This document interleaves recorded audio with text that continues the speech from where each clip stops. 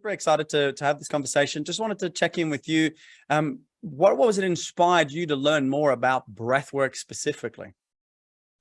Let me share with you a bit of my journey. But you mentioned in my little bio spiritual ceremony facilitators, right? So I do want to redefine the word spiritual because spirituality has a lot to do with religion, okay, and the association. But actually, the word spirit, it comes from the Latin espiritu, which means life, breath, and actually, the root of it is breath. And spiritual, if you look at it from that context, actually means to breathe. So when I say spiritual ceremony facilitator, I'm actually talking about getting people to breathe together. And actually the word inspiration, inspire means to breathe in, expiration means to breathe out, conspire means to breathe together, actually. So I have a big conspiracy to get people to breathe together, regardless of color, caste, religion. You know, we all breathe. We all have that in common. We also have the same color blood. We have more similarities than differences. Let's celebrate differences, but also realize that we're all the same. And let's bring the unity back. And that's really what my mission's all about. And actually, why I got into all of this is partly that, because I became so disconnected from myself, you know, and breath work and breathing techniques can help you really discover your truth. And for me, what happened was I did everything that you're supposed to do. I got, a good degree, became a pharmacist, did what my parents want me to do, study hard, got the nice car, but I was absolutely miserable doing that job. I was just dishing out pills all day long, people going away with shopping bags filled with drugs. And I felt like I was spiritually disconnected from people. That's not my truth.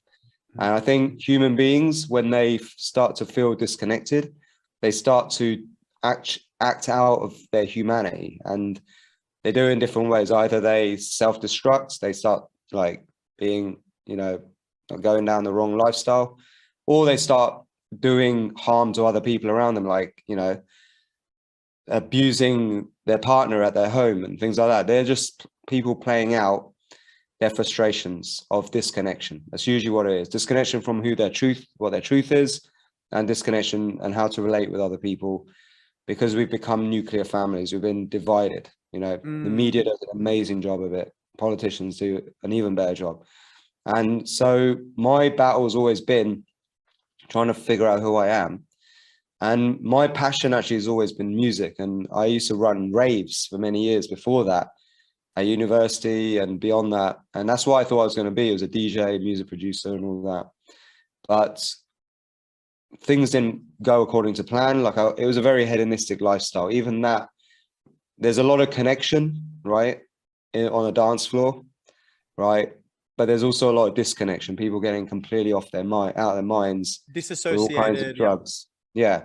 So I was one of those who was at one point immersed in the spirituality, the connection of all these people coming together, celebrating life. But then over time, getting more and more disconnected from myself and others, and getting wrapped into the ego of being like somebody important in the music world, and then self-destructed, and the hedonism took its toll. But also I was running a business, quite a big one, at a young age, wasn't ready for it. Boom, ended up doing my job as a pharmacist, hating my life. And then I slowly broke down, actually, like more and more, and my physical body broke down. And long story short, there's a crazy journey in between now where I climbed to the head office of Walmart, Asda, where I created this healthy shopping service to help lots of people. That idea got sabotaged because I started to find my own path through trying to make my job a bit more interesting by helping patients get off the drugs rather than the drugs. It's quite controversial, but actually it got accepted all the way to the head office of Walmart. But then in the end, middle management destroyed the idea, and I ended up like having to go back to my job, and that fear crept in, like this like illusionment of and faith in humanity and God. It's like I worked so hard to make my job better, and I thought that's what I wanted to do, but actually I got steered down another path. But it ended up being the best thing that ever happened, getting sick. So what happened, I ended up getting autoimmune disease called ulcerative colitis. I went from being relatively okay health to suddenly shitting blood 40-50 times a day. right? Losing a third of my body weight and mad depression, mad disillusionment, like just ready to die. Actually, I was ready to just die. And I surrendered to the mainstream medical industry and nothing worked. I got all the side effects of the pills. And I was one day faced with a choice. You either have your colon removed or be a guinea pig for a drug that hasn't been tested before. And it was this huge, overweight, obese consultant who was telling me this, and she didn't want to do her job. She was disconnected. You know, she hated her life. You could tell she wasn't happy. And she's giving me these two choices. She didn't know any better. She told me food doesn't make a difference. Stress doesn't make a difference. I've heard Shut it all. up, It's take the pills. crazy, man. Yeah. Yeah. So, you know, she didn't know what she was doing either. So I just was lost. And they say God stands for the gift of desperation. And literally at that moment, I prayed so hard, like forced into it. Like it was like a weird experience, like flashes of light and all this. And someone came to the rescue, a yoga teacher in the UK, Swami Amkananda, basically said to me, you got a gift here. If you can reverse this, you'll be an amazing role model to other people. You really care about people. And if you can prove to people with this story of transformation that this stuff works, you'll have a really good story to inspire other people, and people will start believing you. Because that was my battle, was being believed. Because back in 2010, it was still quite underground, all of this being healthy, right? Not eating factory foods and all that was still a novel idea, right? It was crazy. So I had a lot of battles, especially with my own family, because they're all doctors and pharmacists. Of course, and actually, the old paradigm. when I got sick, actually, there was so much pressure to keep taking the drugs that I actually moved away from home in order to get off the drugs and do it my way. And what happened was I got so much relief from simple breathing techniques, right? From pranayama. That's what she taught me. It was the foundation of yoga is pranayama and Ayurveda. And with Ayurveda, you can customize your program for you, your individuality, your bio-individuality. And I actually was doing so many things wrong according to the Ayurvedic system. Like at that time, raw veganism started to get into the consciousness, right, of people. So I actually tried all that stuff, right? And I actually had become a bit of a vegan, funny enough, when I got sick. So, because I was going to be like the face of health of this big corporation. So I was like, I'm going to become a vegan, right? And that's when I guess I get really sick. I don't know if maybe that triggered it, right? So what happened was I realized, and that made my symptoms even 10 times worse. The raw vegan, salads, fruits, all the stuff made my symptoms 10 times worse.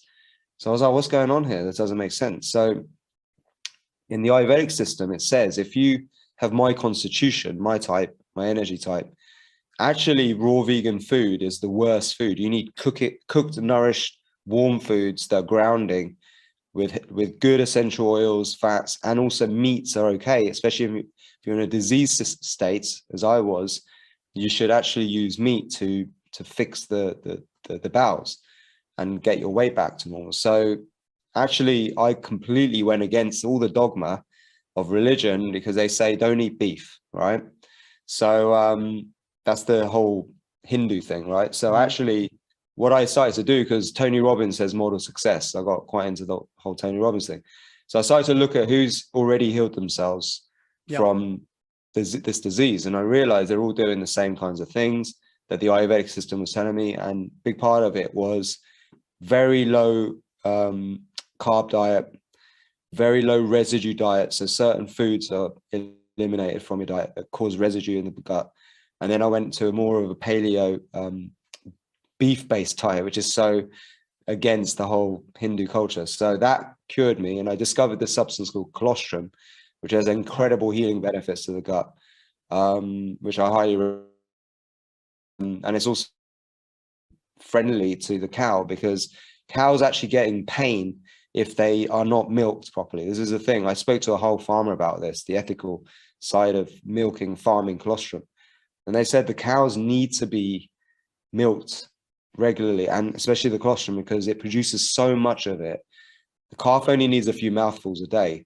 So the excess is taken. Usually farmers just throw it all away, but some dairy farms take some of that colostrum and turn it into stuff that humans can use. So that was amazing. So that combined with the breathing techniques started to form the basis of my transformation. And what I also went back to was the music. And with the music, I realized that actually there's so much wisdom in the old yogic musical system, the Vedic system of intonations with music and notes and time signatures, chanting, energy, vibrations, chanting, mantras. So I was like, oh, wow. So I started to bring the music back. Instead of making crazy hedonistic dance music, I started to make all this very trippy, dreamy music that took you into altered states, which will allow you to reprogram the unconscious. So a big part of the transformation, it actually revolves around learning how to speak to yourself the right way. And the best way to do that is to learn the art of deep, guided, creative visualization and meditation that helps you reprogram the unconscious mind. It's basically hypnotherapy, right? So guided meditation is the old ancient system of hypnotherapy. It's self-hypnosis, talking to yourself the right way. Yeah. So using that, I formed a system that's now the foundation of Soma breath, that we can go deep into the science and why it all works if you want.